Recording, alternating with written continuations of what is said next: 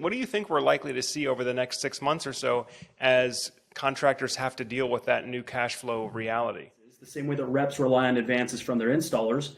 Installers rely on advances from the lenders to be able to help cash flow that business. We really need to be mindful of what it's going to look like in the future, what cash flows are going to look like based on today's volume and what money's coming in.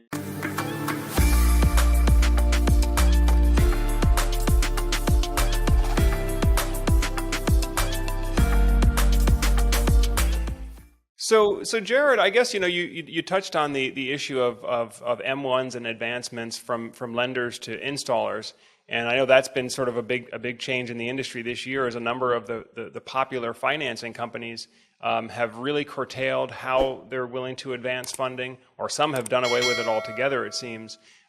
What does that mean for a solar contractor? Maybe as a sales rep doesn't quite understand what kind of position that puts the contractor in, but what does that mean for a solar contractor, and what do you think we're likely to see over the next 6 months or so as contractors have to deal with that new cash flow reality?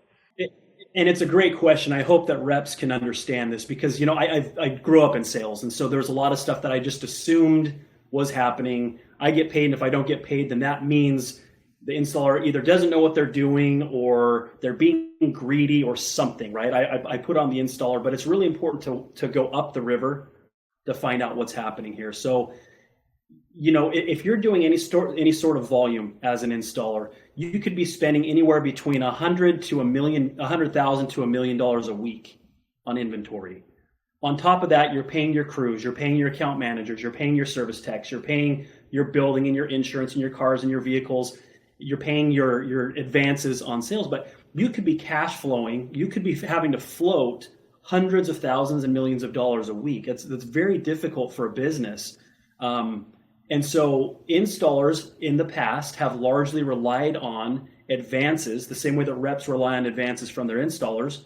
Installers rely on advances from the lenders to be able to help cash flow that business, to be able to get an M1 payment, a portion of that contract price, buy the equipment, pay for all those operating costs that we just talked about, and pay in advance to the sales company. Well, if that money's gone and that's dried up, now what is the installer supposed to do? How are they supposed to install? How are they supposed to be able to do everything at the same speed as they once were? It makes it very, very difficult. So they either have to raise outside money, or they have to slow down operations and wait for other install money to come in and then backfill, reimburse, and give them capital to fund the next round. But it's going to end up slowing things down. So Joe, to answer your question, what are we going to see? We're going to see one of two things. We're going to see install time slow down for companies that don't have, if they haven't raised capital or they don't have a good cash position. We're going to see install times are going to have to slow down for them to be able to cash flow that, number one. Number two, and more serious, is we're going to unfortunately see a lot of companies go out of business. I fear for a lot of the companies in California right now, and we'll get into NEM2 and 3, I'm sure, in a minute, but right now you have this massive influx of accounts that took place in March, and those installers have paid out all of their cash in M1 payments to the reps, but now they don't have any money to fulfill. And so they have this huge backlog of installs, but no cash to actually buy the equipment to install it. So unless they had cash on hand, or unless they're able to negotiate extended lines of credits with the lender suppliers, it's going to take a long time to get through those pipelines. And unfortunately, I think we're going to see a lot of those companies just have to fold and say, we just can't do it. We're out of money. Hopefully it doesn't happen, but unfortunately, I think that's kind of where the economics of this thing are going to end up playing out. All right. I hope you're getting some great value from today's video content. If you're a solar sales professional out there, or maybe you're considering starting a career in solar sales, coming in from another industry, then I'd like to invite you to Solar Surge University. Solar Surge University is the premier online training program for aspiring solar sales professionals who really want to be professionals.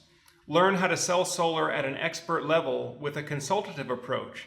It's the same approach that I use and that we use here at Solar Surge to do over $700,000 a month in solar sales virtually with no advertising budget.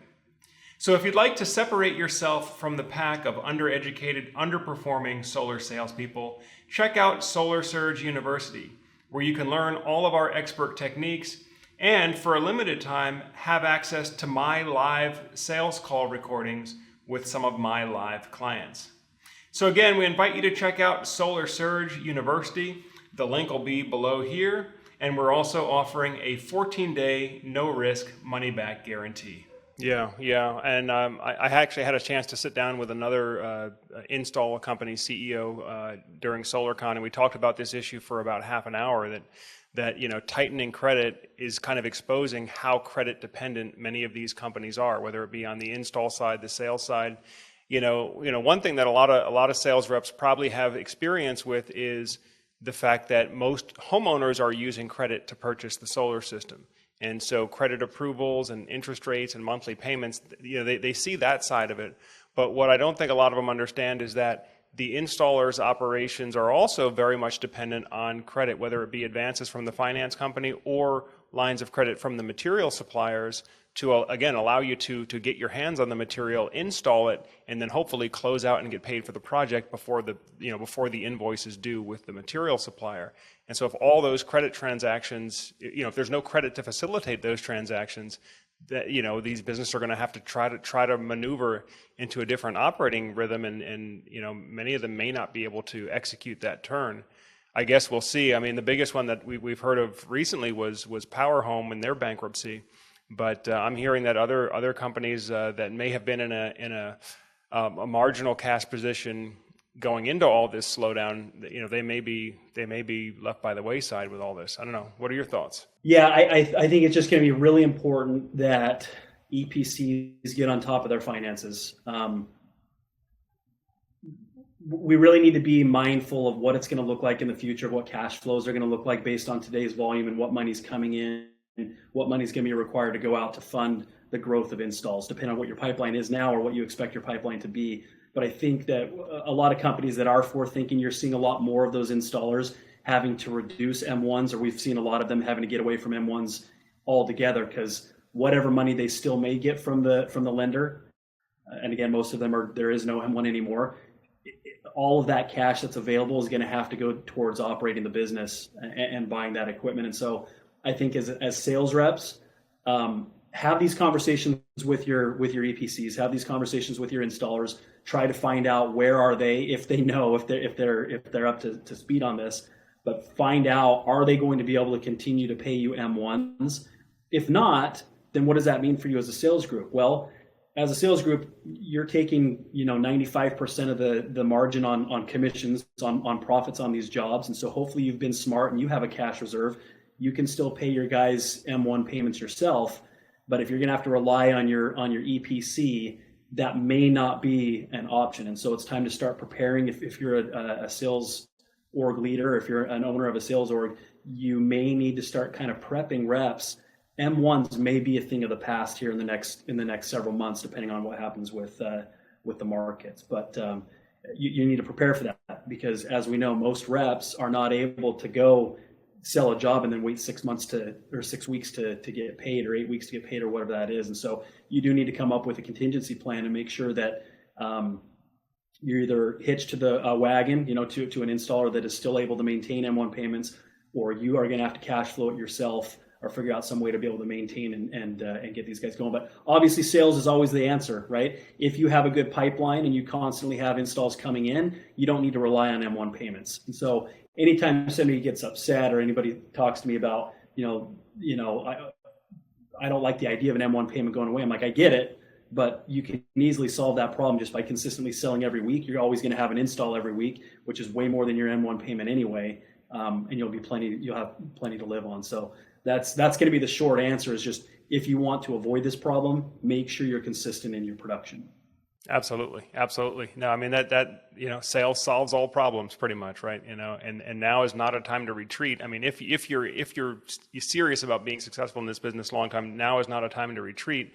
Although now may be a time to, as you said, if you haven't already, make sure that you have some sort of an emergency fund or the ability to cash flow your operations if there's a short-term disruption in your income.